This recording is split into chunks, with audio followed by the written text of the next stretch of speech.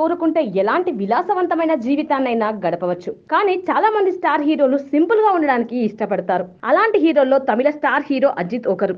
అజిత్ కోలీవుడ్ లో తిరుగులేని హీరో. అజిత్ అంటే పిచ్చెక్కిపోయే అభిమానులు కూడా ఉన్నారు. కానీ అజిత్ మాత్రం ఎలాంటి హంగులు ఆర్భాటాలకు పోకుండా సింపుల్ గా ఉండడానికే ఇష్టపడతారు. ఈ క్వాలిటీనే అజిత్ ని అభిమానులకు మరింత చేరువ చేసింది.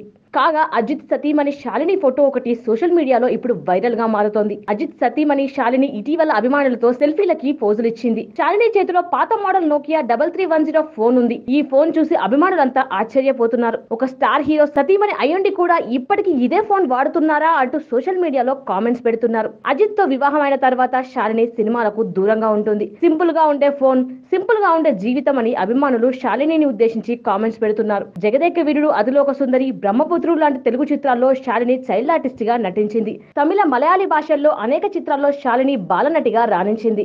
హీరోయిన్ గా కూడా శాలిని కొన్ని చిత్రాల్లో నటించింది. 2000 సంవత్సరంలో అజిత్ ని పెళ్లి చేసుకోవడంతో శాలిని నటనా జీవితానికి గుడ్ బై చెప్పింది.